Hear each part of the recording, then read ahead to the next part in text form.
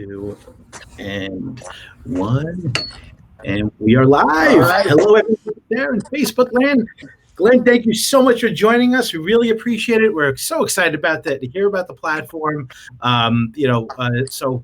Those of you, if you do not know the legend who is sitting here to my, I guess you'd be my left there. Um, Glenn Stearns has started from nothing. I mean, like literally nothing. Built actually, the behemoth Stearns Lending into like just like unbelievable, culture rich organization. And we'll talk a little bit about that because I want to learn like a little bit of the lessons that you've learned from here. And you've created Kind Lending. So first off, listen. I hear the name, and the name, it instantly, inspired me to say, like, well, what is this? What is this? Why is the Kind name? Talk to us about where you got the name Kind Lending, Glenn.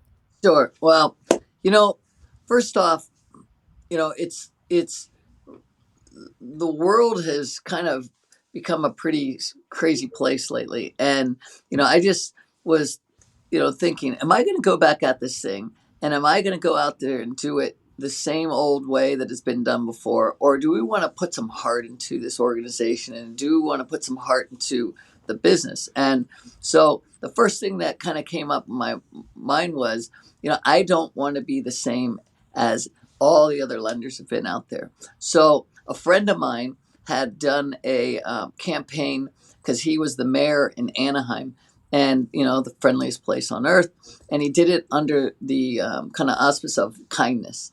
And the Dalai Lama jumped on board, Lady Gaga jumped on board, and a lot of people did, and it really resonated with me. And I thought, that's what I think we need. I think the world needs. I think it's part of what doing a loan. It becomes a transaction over and over and over again for those that are in the industry, and we got to stop. We got to remind ourselves that it's really about somebody's biggest transaction they've ever done in their life, and we got to do it with tenderness and care. And at the same time, though, when for all of us that work in the industry and work in it, I don't want it to be flat, boring, the same old stuff. I want it to be something that is new and exciting and different. And that's what we had in the last company for many, many, many years, was that ability where we all were proud of what we did. And so, doing it all over again, I really want to do it and make it a little different this time, where, we really can laugh at ourselves. We can have fun together. We can really be proud of what we're doing. So Kind Lending seemed to fit, made sense. Fantastic. So we got Keelyberg dropping in some hashtags, Kind Lending, exciting and new. Yes, very exciting, very new. So I got to ask you, I don't want to play devil's advocate here. So, I mean, but we are talking about, a transaction that's basically just taking data and making a decision.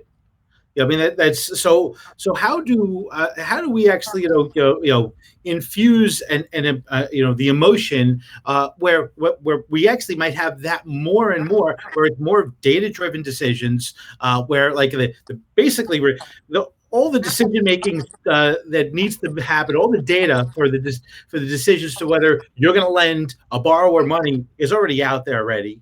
Like how does the an organization maintain that emotion and maintain that kindness in a data-driven world? Okay, so take UWM, great example of somebody that's done it so well in a cookie cutter fashion that they have exploded and done very, very well. And Matt, great. I think he's an amazing guy for what he's been able to create. Yeah. There are those borrowers that fall under that category that you can get through data, and that's all you need, right? And he's done it without the real AEs and all that, because he doesn't need it under that data-driven world you're talking about. But I would bet that there's at least 50% of those people that do need more hand-holding, that do need, because a transaction isn't just data. It's also about different circumstances and what it takes and why this person maybe deserves to get in that home. So in our case, we're taking both approaches. We agree with data and we should follow that, and those simple loans can go through. And then there needs to be the account executive and the salesperson and the person that cares to get involved deeper with the broker or with the actual borrower themselves to show why this person deserves to have that loan.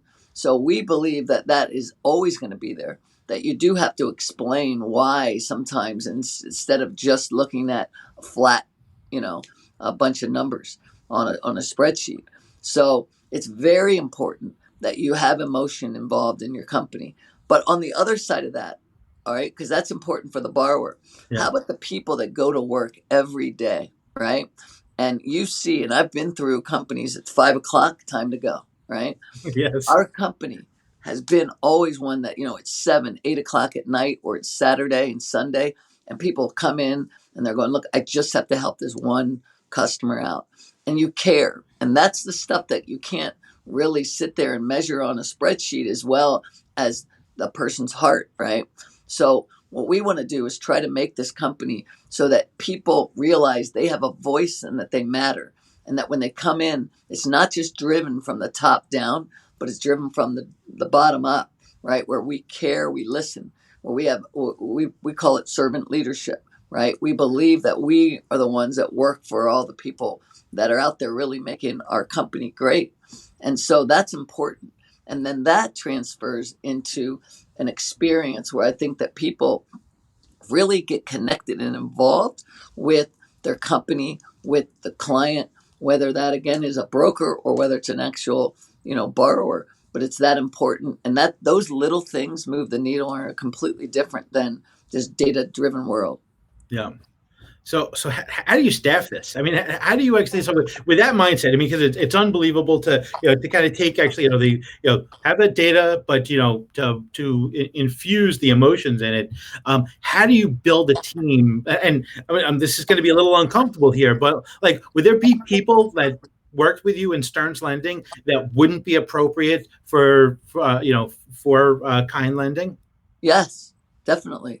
There are people in all the organizations that aren't built with the same amount of emotion or care. And I don't mean that about people. It's just everyone's wired differently, and that's okay.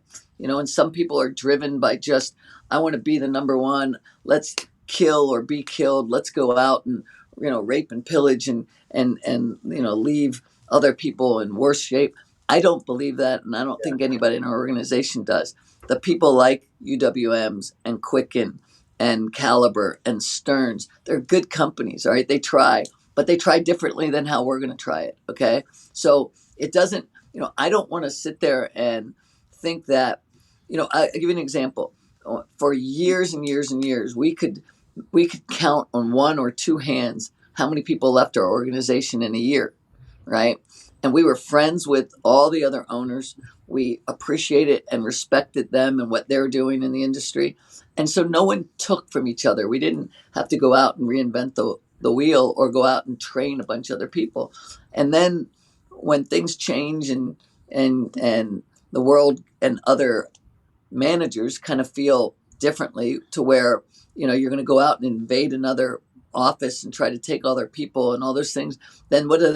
They go and do that same thing to you.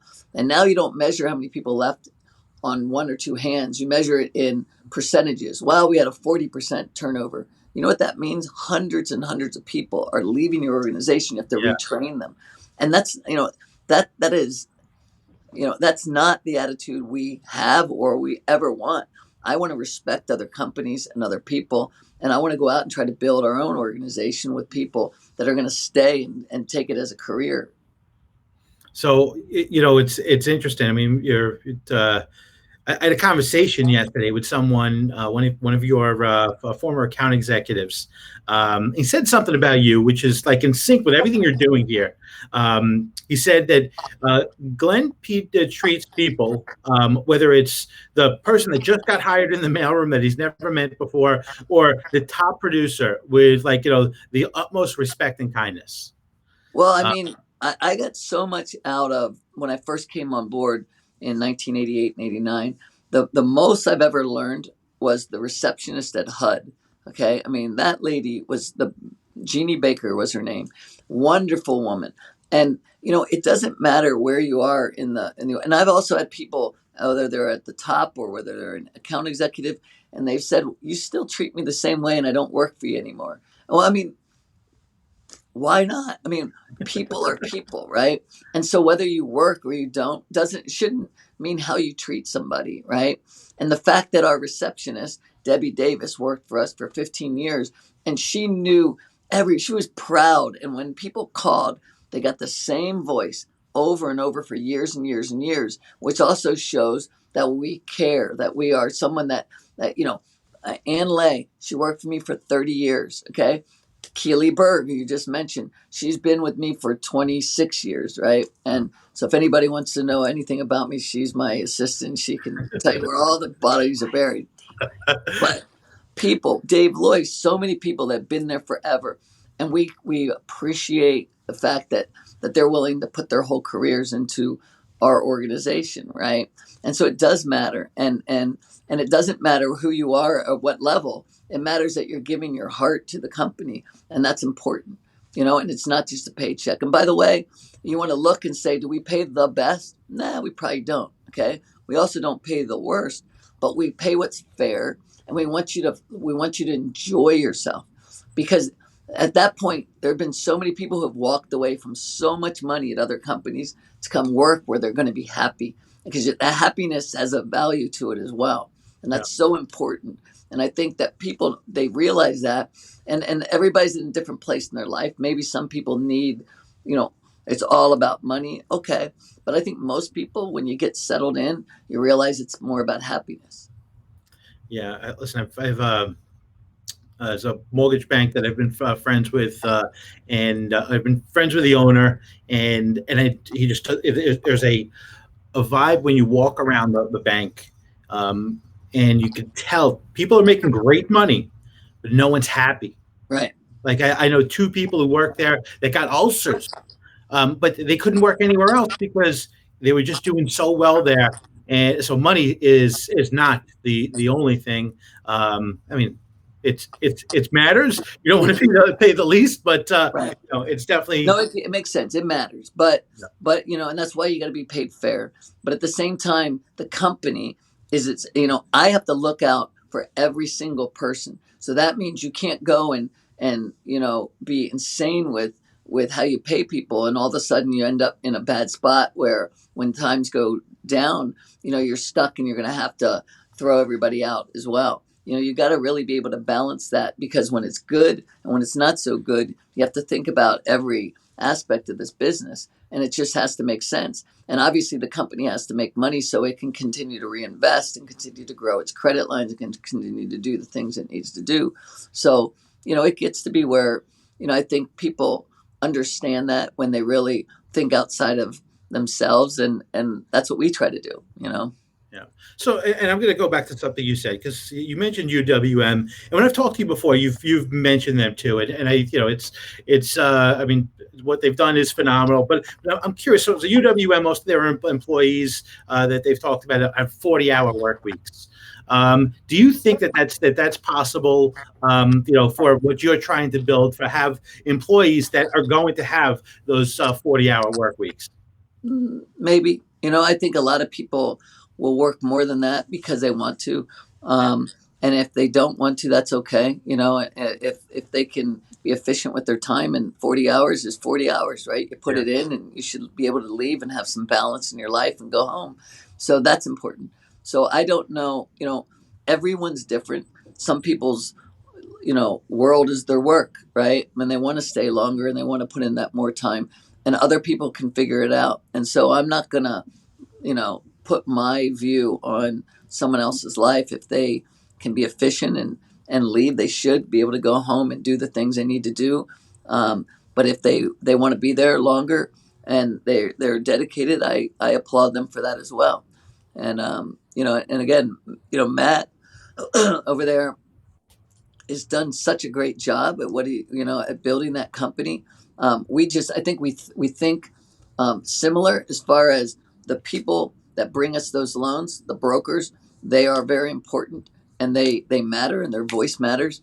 And as I've said since 2007, when I was on a lot of those different shows, CNBC and everything else, when everyone was bagging on the broker, Yeah. we were the ones saying, they're the ones that are doing all the hard work, and they're the ones. If you didn't have a program for them to sell, they wouldn't have sold it. So you can't pick on the broker, right?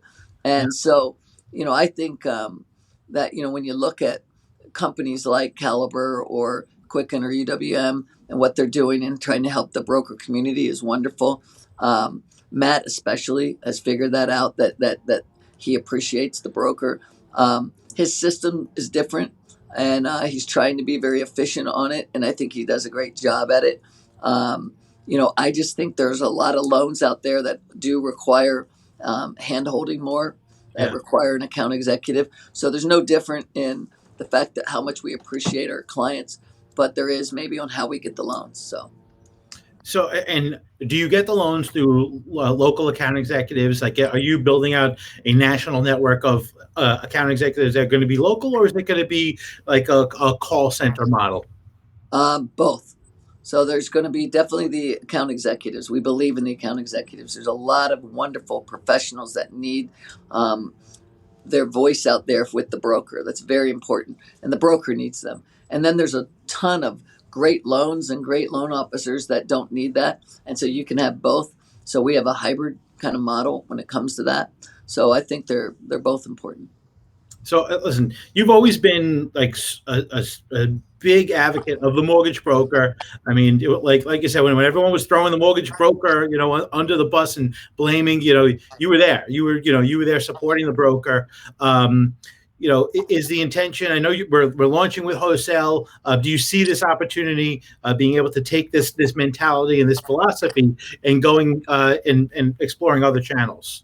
Absolutely. So there are a few retail platforms out there that we like, that are very professional, that want to come under our umbrella, and we're going to take them under our umbrella. There are JV opportunities that we'd like to be alongside of, that have reached out to us that we want to be a part of, and so we're going to continue to grow that. Some things we're not real good at. When you look at like the call center model, like Loan Depot has, and New American has, and a few others. They're really good at that, and that's a different world to us. I don't think I want to touch that. Yeah. I don't want to go out and become a retail player that goes out and opens in every single place and then says I'll bring in the loan officers. But if there are good people and good teams, then we'd like to have them.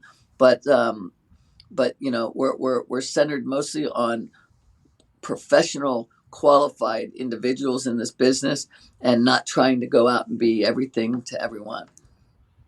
So when you're recruiting people to bring it into that model, what are some of the things that you're specifically looking for when you guys are interviewing, when you're doing that? Are there certain things that they'll say, or just like a mentality that they'll have? Will say we need to hire this person right on the spot, or get them out of his office. Right. Well, it's funny because like when we do interviews, I'm always the one. I don't ask any of the deep questions about, how much they know about the mortgage industry, or, how much they are involved in, let's say they're an underwriter or whatever. I don't go into that depth. I want to know your heart and soul, right? And I want to know how you feel and how you react and who you are. And so I'm a little different, probably. Like, I'm looking at your eyes, and I want to see, are you, blinking too long? Are you, uncomfortable? And I want to be comfortable with the person. I don't care whether you came from, you know a junior college or high school or Harvard. It doesn't matter to me a bit. Matter of fact, the people that have grown up with the school of hard knocks usually seem to be the ones that do very well in our industry, and I applaud them, and also like to have them working for us. So it doesn't matter, but I want people with heart and soul and that care. And then, some of excuse me, some of the other people in our organization can dig into a lot more of the details about, how they underwrite, or how they bring loans in, or all those kind of things. So I'm just more about the culture and the feel. And, I didn't know how much that mattered until I got to see it from two different sides. I knew how I felt when I was involved in running the company, and then when I stepped out, I saw a different way of running it, and it was different than mine. I happen to like where we put the people uh, first, and we kind of do that bottom up approach, and it's just different. So Interesting. So your thing is people first. They go first more than anything. And listen, it shows because everyone I talk to that's worked with you, I mean, just says nothing but the greatest things about you. So that makes sense. And I listen. The idea. It sounds like when you interview. You look to see the character of the person. You like you said, you look in their eyes because all these other things can be learned. You can teach right, actually right. someone actually underwriting. You can teach someone, how to pick up the phone and what to say. But knowing what's going on in their heart and in their soul, you can't change that. You can't if someone's bad on the inside, they're going to be bad actually in everything they do. Absolutely. I absolutely agree with that. And I don't know that people are bad, but maybe they have been, they've grown up with a different mentality. And so, the more we can get that, I remember because I mean, I was an originator myself, and I remember the underwriters and the funders that would stay and, get those last conditions in and help get docs out and, help me bring him at 7 o'clock at night. All those little things mattered, and that's when you feel your team is bigger than just your own processor or whatever. It's it stretches into us, and so I've felt that's always been the most important part of a company because we all got the same rates, right? I mean, some days we'll be better than the other guys, and the other guys be better than us, and you go back and forth, and you got to find people that finally realize rate is very important. We hope we're within a certain amount, and we're all in there. One day we'll be better, the next day we won't. But it's about the heart and soul of trying to get that loan closed so you can do what you said to your client, and we can all move on and do another loan. So Fantastic, Glenn. So, listen, thank you so much for taking the time today. I really, really appreciate this. One last question. You're going to be doing another season of Undercover Billionaire because I got to say I loved it. I mean I don't watch things like live on television. We have the DVR, so it saves our time. We can watch it, and it was one of the shows that I made sure I got home. I think it was like Tuesdays at 9 o'clock. I made sure I got home to watch it, and it was even like a little bit of a family event. So I would just love to know if we're going to see anything else from you on TV. yeah, no, I appreciate that. And it was that's actually the reason why I'm here today, right? Because going back in time and being able to be 25 again and rebuilding without any of my contacts, without any money, when I was doing it and things would go wrong, I mean, and they went a lot more wrong than the show even showed you, right? I mean, it just kept going wrong. And I would sit there and go, you know what? This is going to be the best part of the show or the story or whatever. And that's how, in life, that's how we get, right? Where if you can take yourself out of the situation and realize it's just a situation and how do you get yourself out, it became fun. And so that whole process, I really enjoyed, all the pain and all of the upside. And so when I got through with it, I said, man, I really want to do this again in the mortgage industry. I want to start over again from nothing and do it. So we did. Now, Discovery has asked me to do another follow up show Wow. on the on everything that we built on Underdog Barbecue, and Yeah. then they want me to do some follow up episodes with other companies out there. So we're starting that next month, and I just kind of did a handoff for uh, the new guy that's playing my old role, right? Yeah. So there's another guy out there, and I wished him well, and so he's out sleeping in cars or doing whatever the heck he's doing right now. Oh, and you caught pneumonia, I think. Like you were just it was a mess. I couldn't believe actually, how you exposed yourself and let it all be seen.